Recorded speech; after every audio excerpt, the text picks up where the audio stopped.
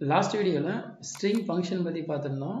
And இந்த வீடியோவில் என்ன பார்க்க போகிறோம்னு பார்த்தீங்கன்னா, ஒரு சிஎஸ்வி ஃபைலை வந்து நம்ம ஆட்டோமேட்டடாக எப்படி க்ரியேட் பண்ணுறது அண்ட் க்ரியேட் பண்ணி டேட்டா வந்து அதில் நம்ம எப்படி இன்சர்ட் மீன்ஸ் நான் வந்து ரைட் பண்ணி எப்படி ரீட் பண்ணுறது அப்படிங்கிறத இந்த வீடியோவில் நான் எக்ஸ்பிளைன் பண்ணுறேன்.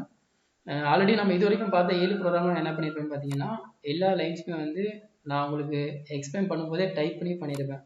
பட் இது வந்து பார்த்தீங்கன்னா வந்து நான் ஆல்ரெடி என்ன பண்ணியிருக்கேன்னு பார்த்தீங்கன்னா, கோடை வந்து வேற ஒருத்தர் வந்து காப்பி பண்ணி இங்கே பேஸ்ட் பண்ணியிருக்கேன். அதுக்கு ரீசன் என்னன்னு பார்த்தீங்கன்னா, நம்ம இது வரைக்கும் பார்த்த கோடை விட இது வந்து சின்டாக்ஸ் எல்லாமே டிஃப்ரெண்ட்டாக இருக்கும்.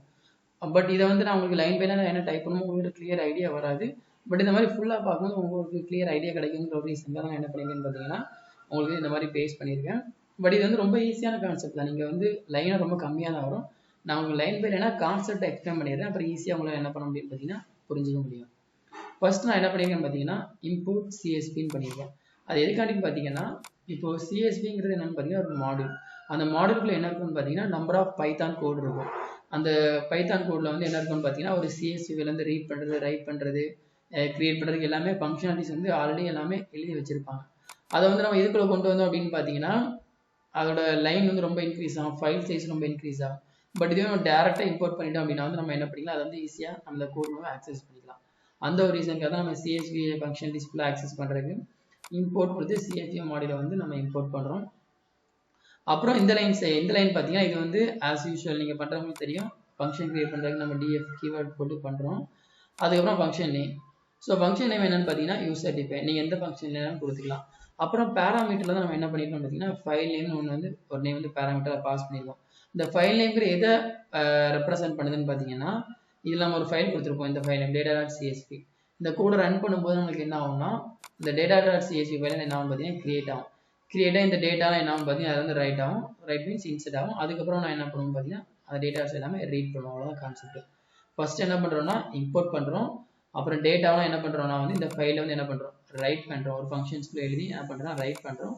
ரைட் பண்ணதுக்கு அப்புறமா என்ன பண்ணுறோம்னு பார்த்தீங்கன்னா ஒரு ரைட் பண்ணுற சிஎஸ்வி ஃபைலை ரைட் பண்ணுறதுக்கு நம்ம என்ன பண்ணுறோம்னா வித் ஓப்பனுங்கிற சின்டாக்ஸ் அந்த ஃபைல் நேம் ஓப்பன் பண்ணுறது இது எல்லாமே ப்ரீ டிஃபைன். இது நம்ம அப்படியே யூஸ் பண்ணுற மாதிரி இருக்கும். அதுக்கப்புறம் மோட் வந்து நம்ம டபிள்யூன்னு யூஸ் பண்ணுறோம். ரைட் பண்ணுறதுக்கு மோட் வந்து நம்ம டபிள்யூன்னு யூஸ் பண்ணுறோம். அதுக்கப்புறமா அதை என்ன பண்ணுறோம் அந்த சிஎஸ்வி ஃபைல வந்து ரைட் பண்ணுறோம். ஒன்ஸ் ரைட் முடிச்சதுக்கப்புறம் என்ன பண்ணுறோம் அந்த ஃபைலை வந்து நம்ம என்ன பண்ணுறோம் ரீட் பண்ணுறோம். ரீட் பண்ணுறது மீன்ஸ் நான் வந்து அந்த ஃபைலை ரன் பண்ணணும் என்ன பார்த்தீங்கன்னா அந்த சிஎஸ்வி ஃபைலோட டேட்டா எல்லாம் எனக்கு எங்கே இருக்குன்னா இது வந்து ரீட் ஆயிருக்கு. இதுக்காண்டி என்ன பண்ணுறோம் ரீட் பண்ணுறோம். ஃபர்ஸ்ட் ரைட் பண்ணுறோம், அப்புறம் ரீட் பண்ணுறோம், அப்புறம் மெயின் ஃபங்க்ஷன் என்ன பண்ணுறோம் அந்த ஃபைல் நேம் வந்து கால் பண்ணுறோம். அவ்வளோதான். இதுதான் இதோட கான்செப்ட். ஃபர்ஸ்ட் மொத்தமே 4 கான்செப்ட் தான். ஒன்று இம்போர்ட் பண்ணுறோம், டேட்டாவை இது பண்ணுறோம், அப்புறம் உள்ள இன்சர்ட் பண்ணுறோம், அப்புறம் ஃபைலை என்ன பண்ணுறோம் ரைட் பண்ணுறோம், ரீட் பண்ணுறோம், அப்புறம் மெயின் ஃபங்க்ஷன் அந்த ஃபைல் நேம் வந்து என்ன பண்ணுறோம் கால் பண்ணுறோம். அவ்வளோதான் முடிஞ்சுது. ஸோ இது வந்து உங்களுக்கு ஈஸியான கான்செப்ட் தான். நான் இதே வந்து நான் லைன் பை லைனாக டைப் பண்ணேன் அப்படின்னா வந்து உங்களுக்கு கொஞ்சம் காம்ப்ளிகேட்டடாக இருந்த மாதிரி இருக்குங்காண்டி நான் சிம்பிளிஃபைடாக உங்களுக்கு நீங்கள் எக்ஸாம்பிள் படிக்கும்போது என்ன பண்ணுங்கன்னா இதை ஒரு தனி செக்ஷனாக படிச்சுக்கோங்க, இதை ஒரு தனி செக்ஷனாக படிச்சுக்கோங்க. எப்போவுமே நீங்கள் தனித்தனி ஃபங்க்ஷனாக நீங்கள் ரைட் பண்ணும்போது படிக்கும்போது இதை நீங்கள் படிக்கணும் அவசியம் கிடையாது. ஜஸ்ட் கான்செப்ட் வைஸாக தனித்தனி ஃபங்க்ஷனாக நீங்கள் கால் பண்ணிட்டீங்க அப்படின்னா தான் உங்களுக்கு என்ன ஆகும்னா அது உங்களுக்கு மறக்காது ஈஸியாக கால் பண்ணுறதுக்கு இதாக இருக்கும் மாதிரி இருக்கும். இதை ஒரு தனி செக்ஷன் ஞாபகம் வச்சுக்கோங்க, இதை ஒரு தனி செக்ஷனாக வச்சுக்கோங்க, 2 செக்ஷன் ஆச்சு. அப்புறம் இது ஒரு செக்ஷன் 3, அப்புறம் இது ஒரு செக்ஷன் 4, அப்புறம் மெயின் ஃபங்க்ஷனில் இதில் என்ன பண்ணுறோம் அந்த ஃபைல் நேம் இதில் கால் பண்ணுறோம். அப்புறம் பிரிண்ட் இதெல்லாமே உங்களுக்கு ஜஸ்ட்டு ஆப்ஷன் அதை நீங்கள் போடுறனா போட்டுக்கலாம், இல்லை விடணும் எடுத்துக்கலாம். அவ்வளோதான். அதுக்கப்புறம் என்ன பண்ணுறோம் அந்த ஃபைல் நேமை இதில் என்ன பண்ணுறோம் கிரியேட் பண்ணுறோம். இது வந்து கிரியேட்டிங் சிஎஸ்வி ஃபைல். நம்ம அந்த டேட்டாவில் டேட்டா வந்து இந்த கூட ரன் பண்ணும்போது உங்களுக்கு என்ன ஆகும்னா அந்த ஃபைல் நேம் வந்து ஆட்டோமேட்டிக்காக என்ன ஆகும் ஸோ கிரியேட் ஆகும். அதனால் என்ன பண்ணுறது கிரியேட் சிஎஸ்விங்கிற ஃபங்க்ஷனை நம்ம என்ன பண்ணுறோம் இங்கே வந்து கால் பண்ணுறோம். அப்புறம் ரீட் பண்ணுறதுக்கு என்ன பண்ணுறோம் ரீட் சிஎஸ்விங்கிற ஃபங்க்ஷனை இங்கே கால் பண்ணுறோம். மொத்தமே 2 function create CSV read CSV 2 function நம்ம என்ன பண்ணுறோம் இங்கே வந்து கால் பண்ணுறோம். அவ்வளோதான் கான்செப்ட். அப்புறம் மெயின் ஃபங்க்ஷன் இந்த ஃபைல் நேம் கொடுக்குறோம்.